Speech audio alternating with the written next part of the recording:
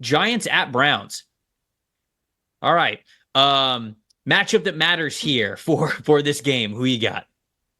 I'm gonna go with the obvious here, and it's Myles Garrett versus Daniel Jones. Cleveland has the second most sacks in the league through 2 weeks behind Minnesota.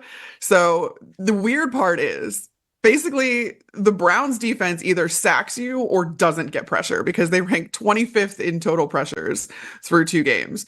Huh. Uh, it's really interesting. Like they're super efficient, right? Like if they get to they either get to the quarterback or they don't. That's interesting. They are That tied was the Colts. That was the Colts last year. I think the Colts last Colts year. were like third in sacks, but they were 25th in total pressures in the NFL, which was like very, very weird, which is Yes. why I like the Latu pick for The them. But yeah, the anyways. inverse of that was true for Brian Flores' defense last year, which was also funny. But what I really appreciate though is that PFF has a stat, the beaten by defender stat, which means they did beat whoever was their blocker, but they just didn't Mhm. register a pressure for whatever reason.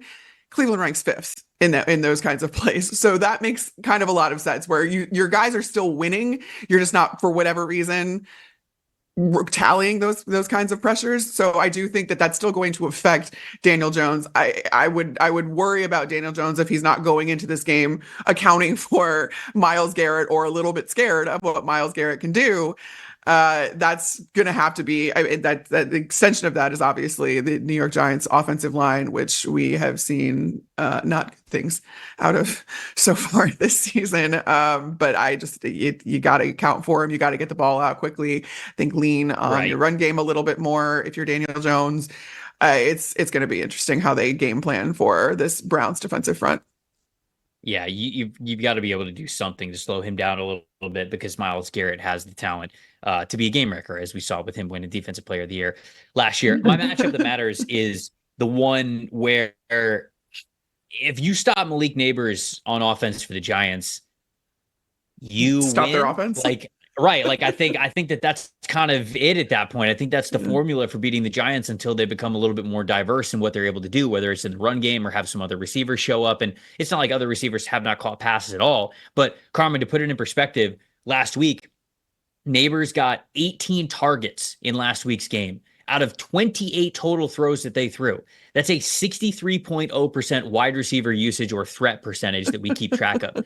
That is the highest single game performance that we have tracked in the PFF era, which goes back all the way to 2006. Yes, Wild. that means that it is more than Brandon Marshall's record breaking 21 catch game back in 2009.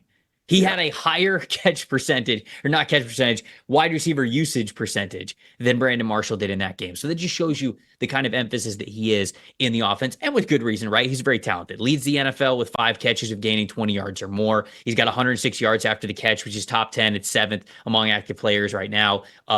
9 catches gaining a first down, which is tied for third most in the NFL. And so he is rewarding them for targeting him. But I hope we get a lot of him versus Denzel Ward on the other side. And Ward's been Mhm. dealing with a shoulder injury. I read earlier in the week that he was sort of on a pitch count against Jacksonville.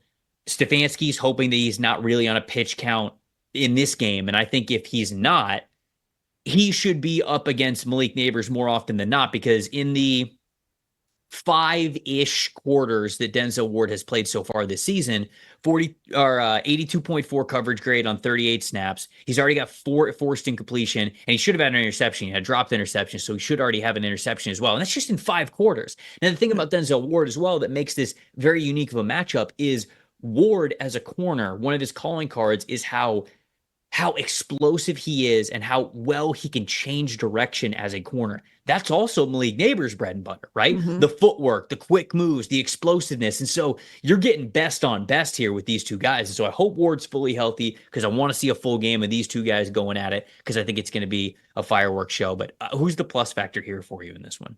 Well, it goes along with what I was talking about earlier. In you have to run the ball, and that's Devin Singletary. The Giants' time of possession ranks 24th in the league. They are not holding on to the ball. They're not doing their defense any favors. They're not sustaining drives. So run the damn ball, control the clock. The issue is Cleveland has a very sound run defense. They are top 10 in EPA per play versus the run, and they have the fifth fewest missed tackles versus the run. They are just a solid defense all around. These guys do not miss, and it's going to be tough, but the Giants have to find a way to sustain these offensive drives and to stay on the field, or the Giants offense does, because it's putting way too much pressure on their defense, and that's not helping anybody. Yeah, I think the plus factor here is Jerome Ford because, when you look at what Cleveland's been doing on offense over the last couple of weeks, I believe Deshaun Watson is number one in the NFL in like total passing dropbacks or attempts, or at least top 5 in that category. They're just asking him to throw the ball a lot. And in fact, I was looking up a stat the other day. I was actually looking it up for Caleb Williams, how often the Chicago Bears have him in empty with no protection and a lot of receivers. The Browns were number 1 in the NFL at empty with no help and 5 wide receivers. So it's like, hey, let's balance things out a little bit more here. Let's get a run game going. And look, I know you don't have Nick Chubb. Jerome Ford, I think he's my plus factor in this one. 44 yards in week 1, 64 rushing yards in week 2.